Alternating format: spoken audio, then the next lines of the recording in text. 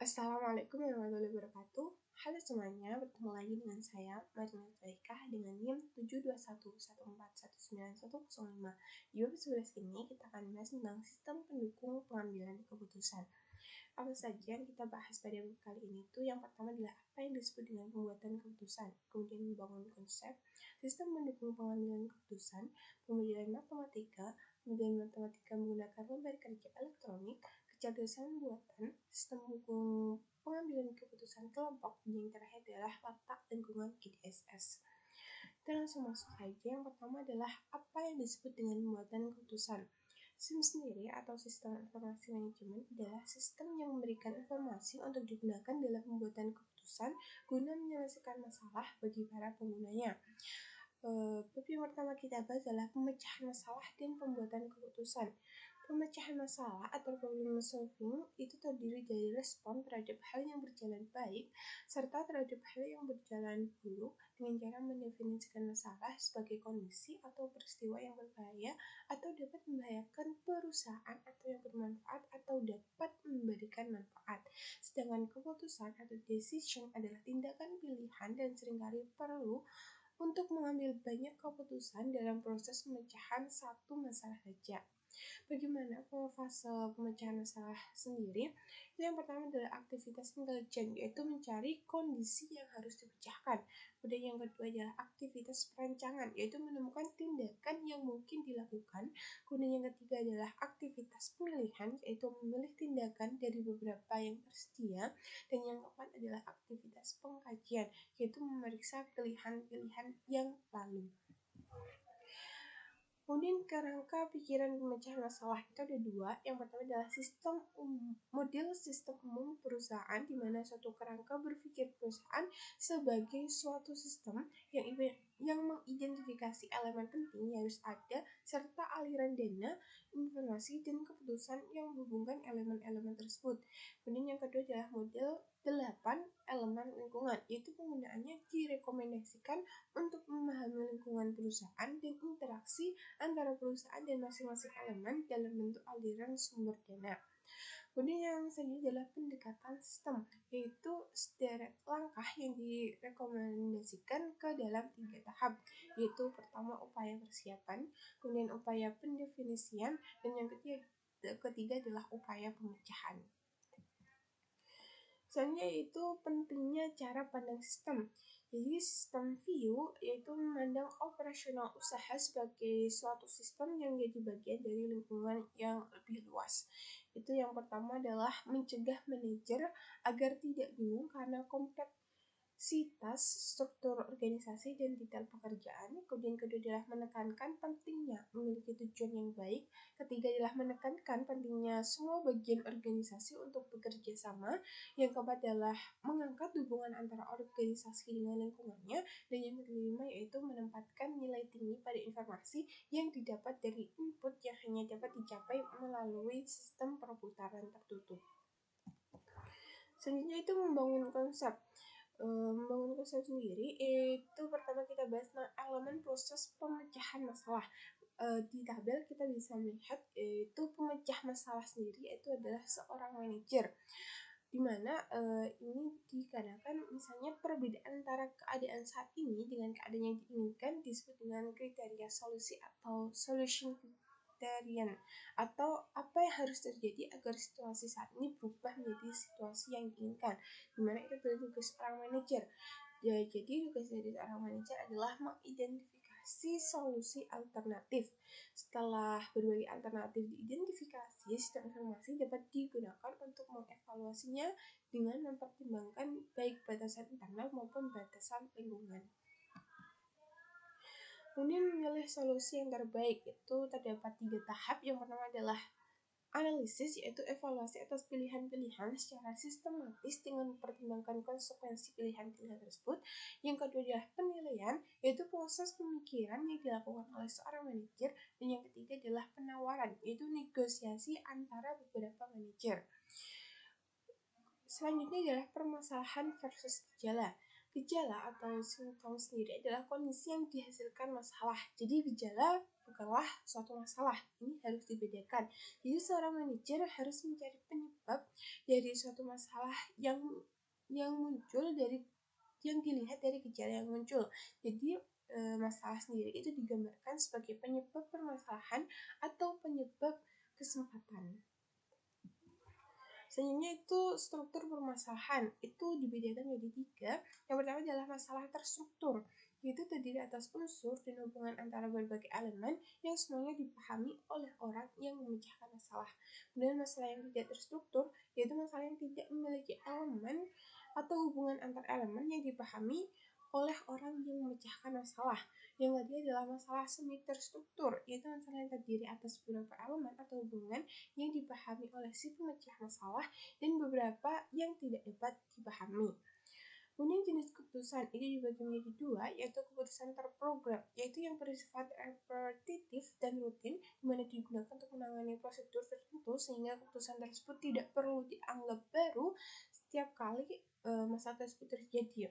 Ini yang kedua adalah keputusan yang tidak terprogram, yaitu bersifat baru, tidak terstruktur, dan penuh konsekuensi, di mana tidak terdapat metode yang pasti untuk menangani masalah tersebut.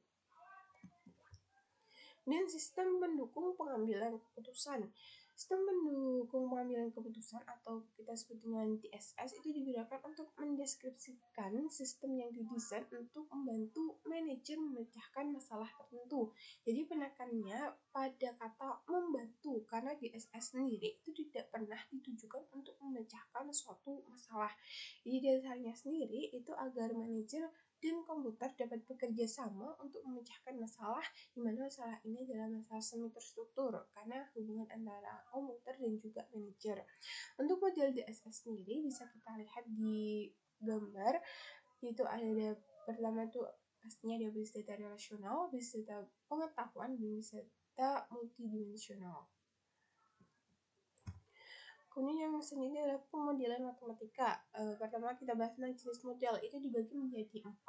Yang pertama adalah model fisik, di mana itu gambaran 3 dimensi entitasnya. Kemudian yang kedua adalah model naratif, itu menggunakan kata-kata yang terucap atau tertulis. Kemudian yang ketiga adalah model grafis, yaitu menggunakan garis, simbol ataupun bentuk. Dan yang keempat adalah model matematis, di mana menggunakan rumus atau persamaan matematika. Penggunaan model sendiri itu memiliki beberapa tujuan atau fungsi, yaitu yang pertama adalah memberikan pengertian, kemudian yang kedua adalah memfasilitasi komunikasi, dan yang ketiga adalah memprediksi masa depan. Kelas model matematis itu dibedakan menjadi 3. Yang pertama adalah pengaruh waktu. Pengaruh waktu sendiri itu dibedakan menjadi model statis ataupun dinamis. Kemudian kalau tingkat keyakinan itu dibedakan menjadi model probabilitas atau deterministik. Sedangkan yang ketiga adalah kemampuan untuk mencapai optimasi itu dibedakan menjadi model optimisasi atau suboptimisasi. Kemudian selanjutnya adalah simulasi. Simulasi sendiri itu juga dibedakan menjadi 2. Yang pertama adalah skenario. Itu digunakan untuk menggambarkan kondisi yang mempengaruhi simulasi. Kemudian yang kedua adalah variabel keputusan, yaitu nilai input yang dimasukkan manajer untuk mengukur dampak pada entitas. Selanjutnya yaitu contoh pemodelan. Jadi eksekutif perusahaan itu dapat menggunakan model matematis untuk membuat keputusan kunci, di mana para eksekutif itu dapat menyimulasikan dampak dari yang pertama adalah harga produk, kemudian jumlah investasi pabrik, yang ketiga adalah jumlah yang akan diinvestasikan dalam aktivitas pemasaran, dan yang keempat adalah jumlah yang akan diinvestasikan dalam penelitian dan pengembangan, di mana nanti akan menghasilkan 2 laporan. Yang pertama adalah laporan operasional yang mencakup nilai-nilai non-moneter seperti potensi pasar atau permintaan dan kapasitas pabrik. Dan yang kedua adalah laporan pendapatan yang mencerminkan hasil secara moneter. Selanjutnya yaitu input model. Jadi input yaitu kan masukan, jadi beberapa elemen yang berhubungan dengan perusahaan-perusahaan, misalnya kapasitas pabrik, misalnya jumlah unit yang diproduksi, kemudian nilai nominal bahan baku, dan seterusnya. Kemudian untuk elemen yang berhubungan dengan pengaruh dari lingkungan, misalnya seperti indeks ekonomi, indeks musiman, harga kompetitor, dan harga kompetitor. Selanjutnya itu kelebihan model. Jadi kita dapat mengambil beberapa manfaat atau kelebihan. Yang pertama adalah proses pemodelan dapat menjadi pengalaman belajar. Dan yang kedua adalah kecepatan proses simulasi, memungkinkan sejumlah alternatif dapat dipertimbangkan. Yang ketiga adalah memberikan kemampuan prediksi pandangan ke masa depan. Dan yang keempat adalah model tidak semahal upaya uji coba. Sedangkan untuk kelemahan sendiri, yang pertama adalah kesulitan untuk membuat model sistem bisnis akan menghasilkan model yang tidak mencakup semua pengaruh terhadap entitas. Dan yang kedua adalah kemampuan matematis tingkat tinggi dibutuhkan untuk merancang model yang lebih kompleks. Kemudian pemodelan matematika menggunakan lembar kerja elektronik. Yang pertama kita bahas terlebih dahulu yaitu kapabilitas pemodelan statis, di mana baris dan kolom dari lembar kerja elektronik itu cukup ideal untuk digunakan dalam model statis. Yang kedua adalah kapabilitas pemodelan dinamis, di mana lembar kerja ini sangat sesuai digunakan sebagai model dinamis, di mana kolom-kolom yang tersedia itu sangat sesuai untuk periode waktu. Kemudian selanjutnya itu memainkan permainan bagaimana jika, yaitu if. Kalau di misalnya Excel itu pakai rumus if, jadi digunakan untuk memecah masalah dengan menggunakan satu atau lebih variabel untuk melihat dampak dari hasil simulasi. Yang selanjutnya itu antarmuka model lembar kerja, jadi dimana itu pengguna dapat memasukkan data dan membuat perubahan secara langsung pada sel lembar kerja atau menggunakan antarmuka, misalnya grafis gitu. Selanjutnya itu kecerdasan buatan. Yang pertama adalah sejarah AI.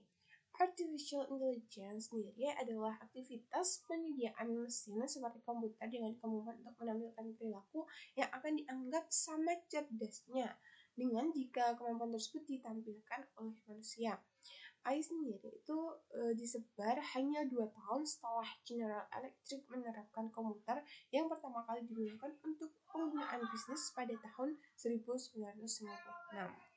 Kemudian wilayah AI itu dibagi 4. Yang pertama adalah sistem pakar, di mana program komputer yang berusaha untuk mewakili pengetahuan keahlian manusia dalam bentuk heuristik. Yang kedua adalah jaringan saraf tiruan, yaitu meniru fisiologi otak manusia. Kemudian algoritma kinetik, yaitu menerapkan proses yang terkuat yang selamat untuk memungkinkan para pemecah masalah menghasilkan solusi masalah yang semakin baik. Dan yang keempat adalah agen cerdas, digunakan untuk melakukan tugas yang berkaitan dengan komputer yang berulang-ulang. Dan daya tarik sistem pakar. Sistem pakar sendiri itu menawarkan kemampuan yang unik sebagai sistem pendukung keputusan, di mana pertama itu memberikan kesempatan untuk membuat keputusan yang melebihi kemampuan seorang manajer, dan yang kedua adalah dapat menjelaskan alasannya hingga menuju ke suatu keputusan. Kemudian konfigurasi sistem pakar. Yang pertama adalah antarmuka pengguna, di mana memungkinkan manajer untuk memasukkan instruksi dan informasi ke dalam sistem pakar dan menerima informasi dari sistem tersebut.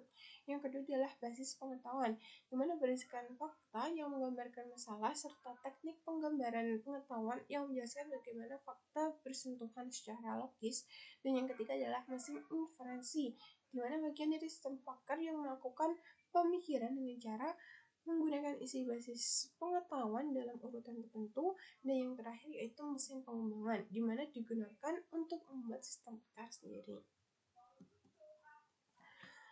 Kemudian konsep GDSS. Konsep pendukung pengambilan keputusan kelompok adalah sistem berbasis komputer yang membantu sekelompok orang melakukan tugas yang sama dan memberikan antarmuka untuk digunakan bersama.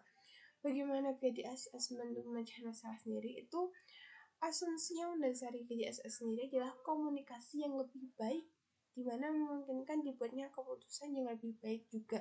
Jadi komunikasi yang lebih baik itu dicapai dengan menjaga agar diskusi kelompok tetap terfokus pada masalah yang dibicarakan, sehingga waktu itu tidak terbuang sia-sia, di mana ekstra waktu yang lebih itu dapat digunakan untuk mendiskusikan masalah secara lebih detail lagi atau mengidentifikasi alternatif yang lainnya.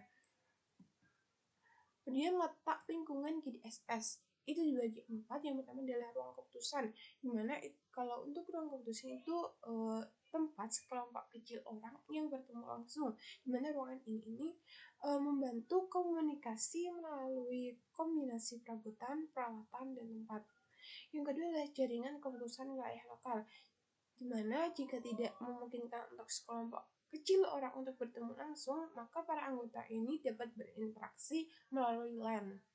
Kemudian yang ketiga adalah sesi legislatif, di mana jika kelompok yang ada terlalu besar untuk suatu ruang keputusan, maka akan dibutuhkan sesi legislatif, di mana seorang fasilitator itu memutuskan materi mana yang harus ditampilkan di layar untuk dilihat seluruh kelompok. Dan yang keempat adalah konferensi yang mediasi komuter, di mana komunikasi antara kelompok-kelompok besar yang memiliki anggota yang tersebar di berbagai wilayah geografis agar tetap terjalin komunikasi.